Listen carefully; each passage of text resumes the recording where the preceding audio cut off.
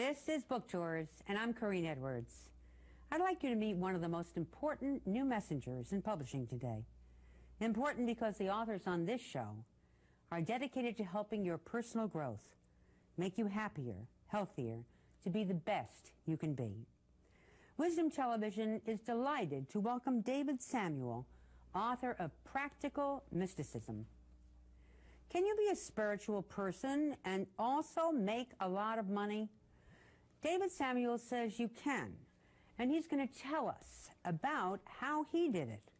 He's the author of Practical Mysticism, and he became a multi-millionaire in spite of it by the age of 25. David, we'd all like to be multi-millionaires. What made you want to make a lot of money? Well, I always understood since I was very young that in this world, in the mortal realm, where we have the basic needs of food, clothing, and shelter, money is necessary to effectively purchase our freedom, because we're always a slave to our body and its physical needs. And because of that, we must spend so many hours working to earn the money and to provide for those needs. But if we had enough money that we didn't have to work 8 or 10 hours, 5 days a week, we could devote that time to either benefiting other people or to our own personal growth.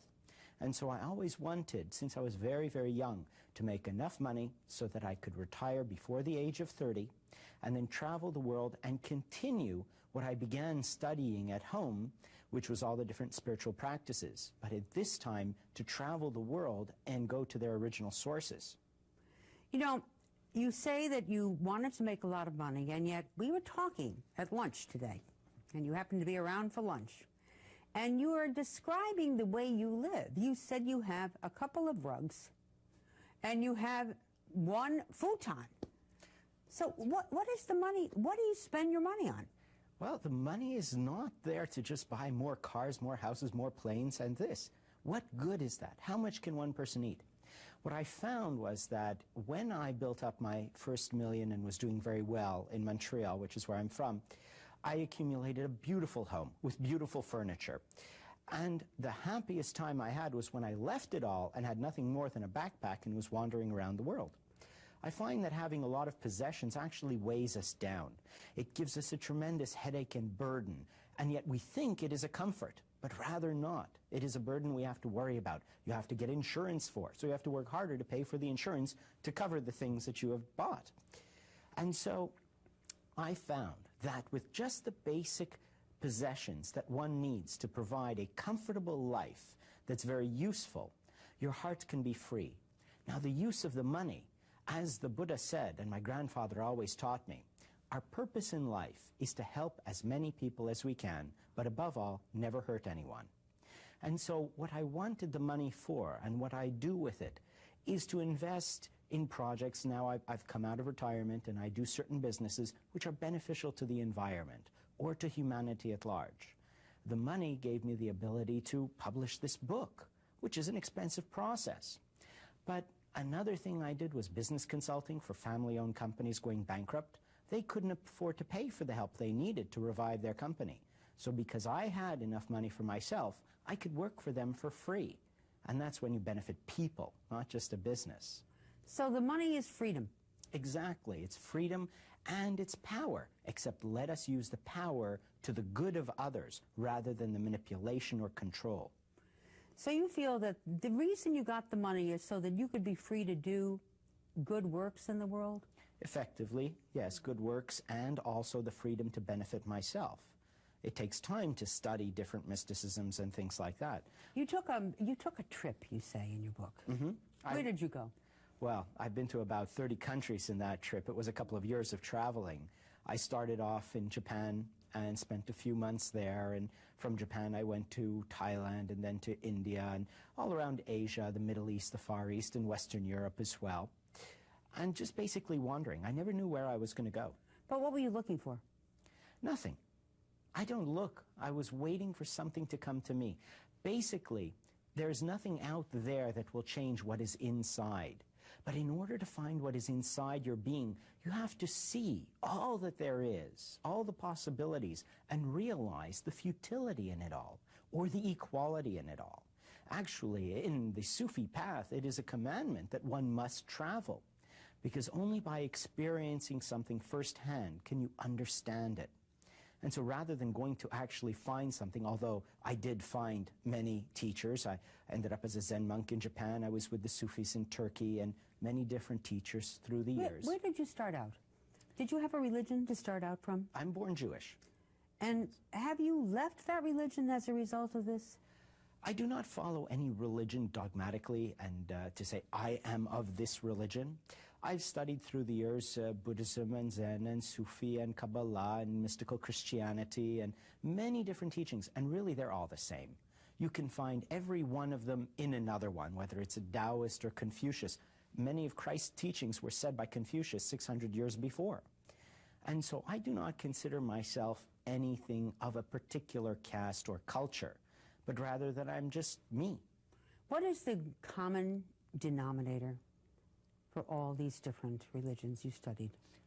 The development of an awareness of yourself so that you are awake and aware of what is going on around you for the purpose of never hurting another person and as well being of most benefit to those around you. And in giving to another person, it's something I've noticed here in this country. People say, I give and I have no more left. Then that's not really giving. Because if you are truly giving, you expect nothing in return. And so you cannot be disappointed or drained of energy. If you give and you have a mate, a spouse, a girlfriend, boyfriend who doesn't give back, and you say, I'm tired of giving, I can't give anymore, well, then you were giving with an expectation of receiving. And that is not pure giving. That is not pure love. Pure like giving a kid $5 for his birthday and following around to see how he spends it. Exactly. And expecting him to buy you a thank you card. You see? Oh, definitely he has to write a thank you note. Absolutely. Mm-hmm. But if you give, let it be given with complete freedom so that the person can benefit without the tie, the guilt, the emotional tie that says, you can do what you want, it's yours, but remember who gave it to you. You see, that's not real giving. But when you give purely for the sake of giving, and it's in business, when you do for the sake of doing the best job you can at whatever job you're doing, you're going to get your paycheck. But that's not your goal. Your goal is to be the best you can, to do the best you can. Your work will be so good. The credit you will receive is tremendous. The respect is amazing. But the best of all, you will have an amazing amount of energy. You will never be drained, because if you give with the expectation of receiving and you don't receive, then you're not getting what you need to refill that energy that you've given out. But if you give with no expectation of receiving and you get purely the joy of giving, you are always replenishing your energy supply. And with that, you're full of energy. When I teach, sometimes I go till 3, 4 in the morning, and then I'm up at 6 or 7, and I'm filled with energy. Where does God come into this? Do you believe in God? I do believe there is an energy, an essence at the source of anything, but of everything rather, and anything, but that in our limited human capacity, we cannot conceive of that infinite that is God, because God is infinite, and we are finite in our human intellect. And so we cannot really understand what this God is. It's beyond our capacity. And so I take the attitude that there is an original creator, the cause of all causes, let us say, and that I respect that there is a reason or a source for all being. But my attitude is more like, if I can do every day what is in front of me, and to be the best I can that day, and perhaps I die tonight in my sleep, and if I wake up, I'm going to be the best I can that day. Take each day at a time to be the best I can. Perhaps I will be fortunate enough to refine my inner being to the state where I can experience God.